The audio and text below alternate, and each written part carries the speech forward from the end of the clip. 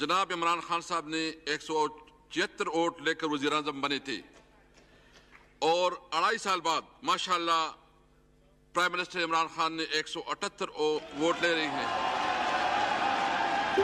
سب سے پہلے اپنی الائیڈ پارٹیز، اپنے اتحادیوں کا دل سے شکریہ ادا کرتا ہوں کہ ابھی بھی اور ہر مشکل وقت میں جس طرح آپ میرے ساتھ کھڑے رہے ہیں، آپ کا بہت بہت شکریہ۔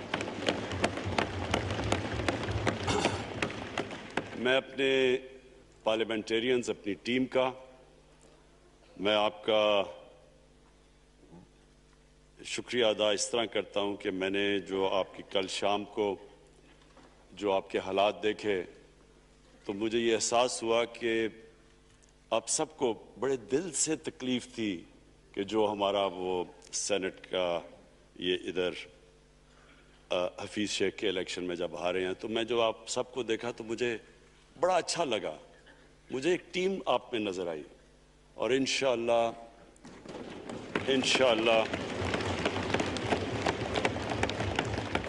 آج میں اپنی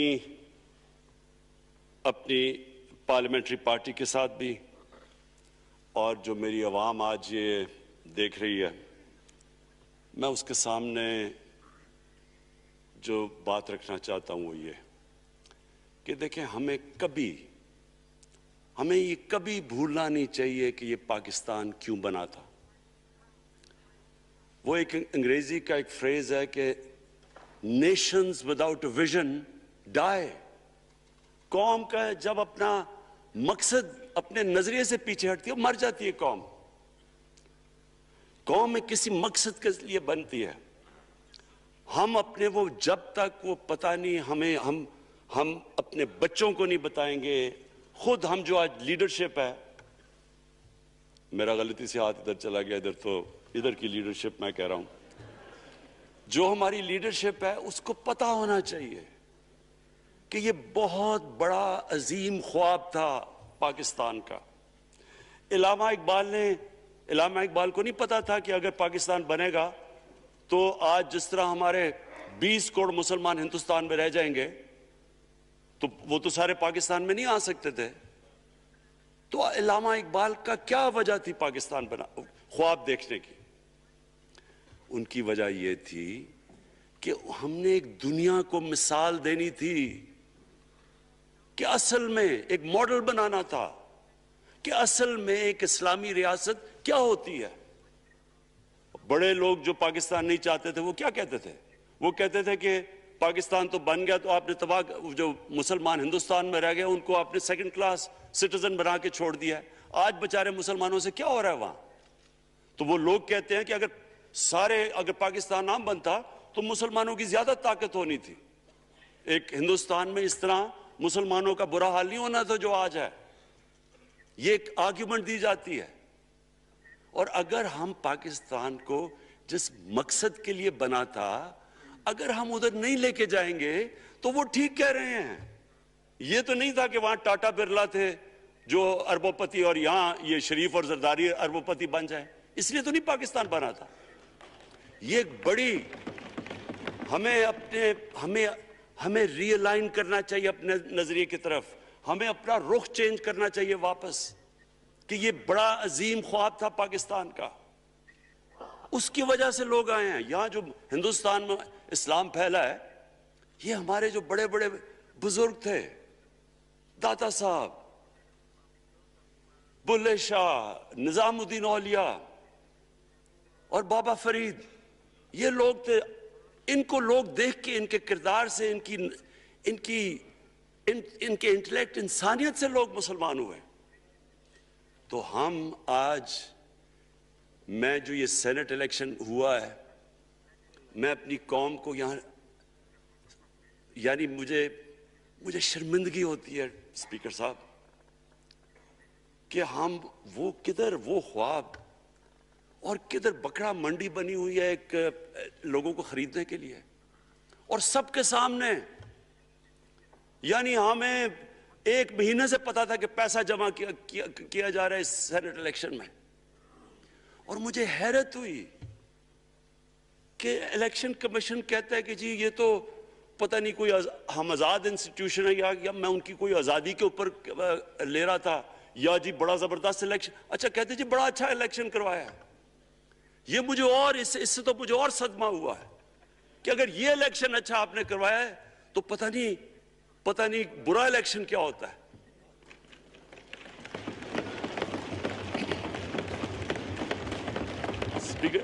اسپیکر صاحب یہ دیکھیں, مجھے یہ افسوس یہ ہوتا ہے کہ ہم ایک چیز سمجھتے نہیں ہیں.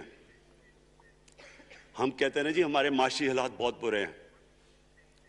دیکھیں جی ہماری ڈیفیسٹ تھے, یہ ہمارے کرنٹ اکاؤنٹ, یہ جو بھی ہم کہتے ہیں قرضے چڑھے ہوئے ہیں. یہ جو قرضے چڑھے ہوئے ہیں یہ ایک بیماری کے سمٹمز ہیں. بیماری کچھ اور ہے. اخلاقی طور پہ ہماری قوم کو تباہ کیا ہے, پھر معاشی تباہی آتی ہے. آج مجھے ایک ملک کا بتا دیں جس کی اخلاقیات اوپر ہو, جن کے مورل سٹینڈرڈز اوپر ہوں اور وہ غریب ہو. ایک ملک مجھے بتا دیں. اور کوئی ملک مجھے بتا دیں جتنا مرضی پیسہ ہو, وسائل ہو, سب کچھ ہو, لیکن وہاں کی بھی جو لیڈرشپ کرپٹ ہو وہ مجھے بتا دیں کہ اس میں خوشحالی ہو. دیکھیں ایک کرپٹ آدمی, دنیا میں ثابت کیا ہوا کرپٹ آدمی آصف زرداری, دنیا میں اس کے اوپر لکھا ہوا کہ مسٹر 10%, مضمون لکھے ہوئے ہیں, فلمیں بنی ہوئی ہیں اس کے اوپر. اور اس ملک میں لوگ کہیں جی ایک زرداری سب پہ بھاری, کیا کہ وہ رشوت دیتا ہے اس لیے سب پہ بھاری ہو گیا. کیا یہ ہے ہمارا ملک؟ دوسری طرف دیکھیں, دوسری طرف یہاں بیٹھے ہوئے ہمارا لیڈر نواز شریف. اور نواز شریف ایک ڈاکو, ملک کو 30 سال سے لوٹ کے ملک سے باہر بھاگا ہوا ہے, جھوٹ بول کے باہر بھاگا ہوا ہے. سارے ملک کے سامنے ہمیں کیبنٹ میں ہم نے 6 گھنٹے میں بتایا جی اس کو یہ بھی بیماری ہے, اس کو یہ بھی بیماری ہے, اس کو یہ بھی بیماری ہے. وہ شاید وہ جہاز پہ بھی نہ چڑھ سکے, وہ شاید مر جائے گا. شیرین کے آنسو آ گئے کیبنٹ میں, اور شیرین کے آنسو آنے آسان کام نہیں ہے اسپیکر صاحب. تو ہم نے اس کو وہاں جیسے وہ جہاز پہ چڑھا, جیسے وہاں گیا وہ ایک دم بھی تبدیل. اور آج وہاں جا کے تقریریں کر رہا ہے, وہاں بیٹھ کے اسکیمیں کر رہا ہے, وہاں بیٹھ کے پلاننگ کر کے جی اسے اتنا پیسہ دو, ادھر پیسہ کھلاؤ. ساری ان کی ایک کوشش ہے, جب سے ہم 2.5 سال سے حکومت آئی ہے, یہ سارے بڑے بڑے ڈاکو اکٹھے ہو کے یہ سمجھ رہے ہیں کہ عمران خان کو کرسی کا اتنا شوق ہے کہ اس کے اوپر اتنا پریشر ڈالو کہ یہ جی ہمیں جس طرح جنرل مشرف نے NRO دیا تھا یہ بھی دے دے گا. جنرل مشرف, فوج اس کے نیچے, عدلیہ اس کے کنٹرول میں ساری. کیونکہ میں ادھر ممبر پارلیمنٹ تھا, اپوزیشن نہ ہونے کے برابر. جو اپوزیشن کے اندر جو مین آدمی تھا فضل الرحمان, وہ اس کے ساتھ ملا ہوا تھا, وہ 2 نمبر ہمیشہ سے تھا. رائٹ,